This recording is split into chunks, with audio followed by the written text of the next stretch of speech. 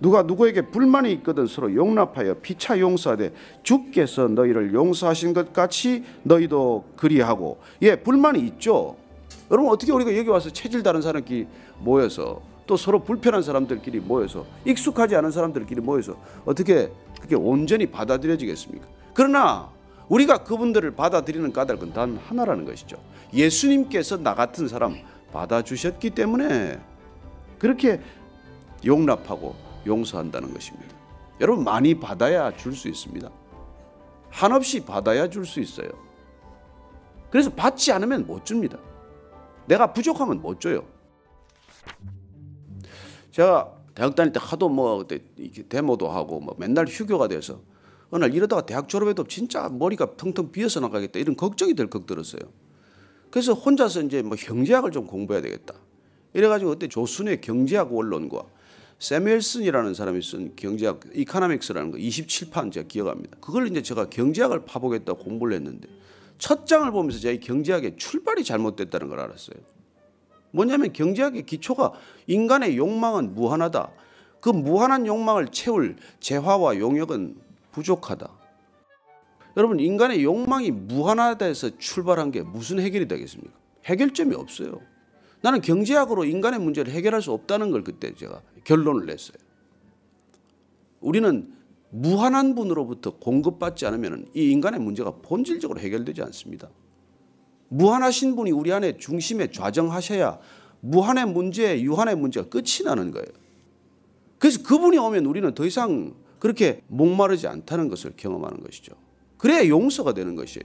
예수님께서 마태복음 18장에 그걸 1만 달란트 비유로 말씀하십니다. 너는 말이야 1만 달란트 받은 거야. 내가 용서받은 총액을 따지면. 근데 네가 지금 너 옆에 있는 사람한테 100데나리온 빚졌다고 따지고 그 동관을 잡아다가 때리고 고소하고 그게 되겠냐?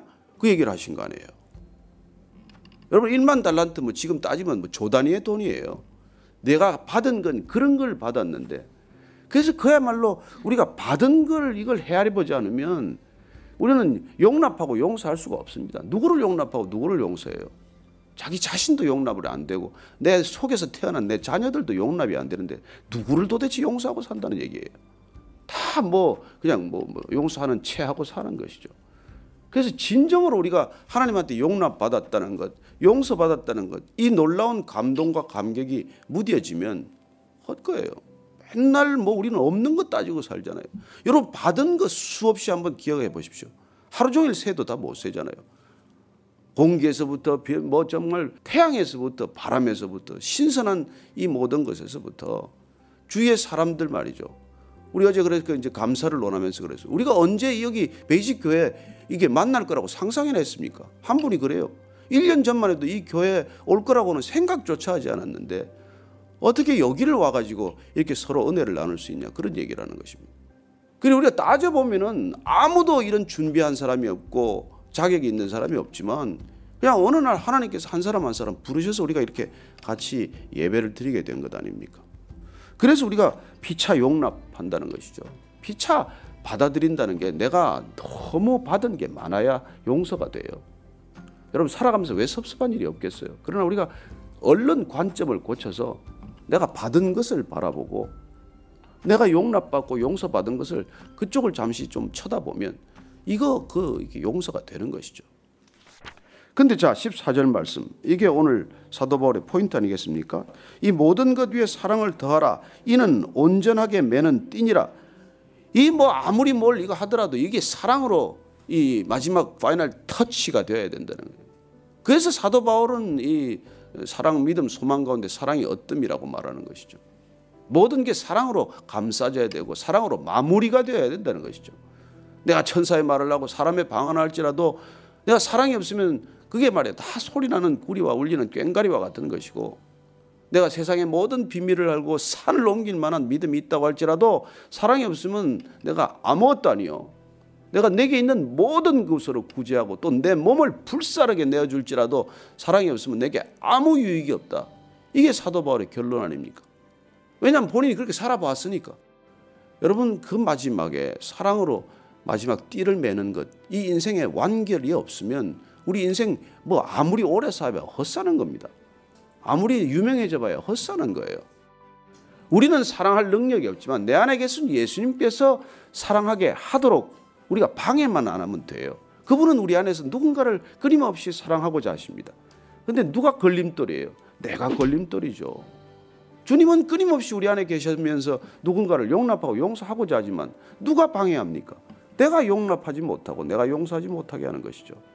그래서 오늘 이 사도 바울의 골로새 교인들을 향한 이 말씀 가운데 그는 모든 문제의 뿌리, 그게 바로 사랑의 결핍이라는 것을 다시 한번 알려주고 있는 것입니다. 문제는 어디서부터 시작이 되었습니까? 사랑이 부족한 데서 비롯된 것이죠. 그런데 엉뚱하게도 그 문제의 뿌리는 내버려 둔 채 줄기나 가지에서 문제를 해결하고 하기 때문에 문제는 본질적으로 해결이 되지 않는다는 것을 다시 한번 일깨워주고 있는 말씀입니다. 그 본질로 돌아갈 때 문제는 시간이 걸릴 것 같고 해결이 안 될 것 같고 뭐가 달라질 것 같은지 우리를 의심케 하지만 아니요, 문제는 시간이 걸릴지라도 본질적으로 해결이 되지만 가지를 건드리고 잎을 건드려봐야 결국은 된 것 같지만은 대증요법, 대응요법일 뿐이고 본질적으로 해결되지 않습니다. 오늘 이 모든 문제, 사실 이단의 문제, 무슨 교회 시끄러운 문제, 무슨 서로 다투는 문제, 이런 것들이 다 사랑의 결핍 때문이라는 것이죠. 왜 불평합니까? 알아달라는 거예요. 왜 비난합니까? 사랑해달라는 거예요. 그 언어를 우리가 잘 알아듣지 못하기 때문에 같이 부딪히는 거예요. 이찬수 목사님이 본인이 통변의 은사를 받아서 방언은 못하는데 통변의 은사를 받았다고 그런 얘기를 하길래 무슨 말씀을 하시나 그랬더니 본인은 방언도 못하고 아무것도 못하지만 통변의 은사를 받은 것은 한 가지 목회를 하면서 모든 성도들이 무슨 말을 하는지를 알아듣게 되었다는 거예요.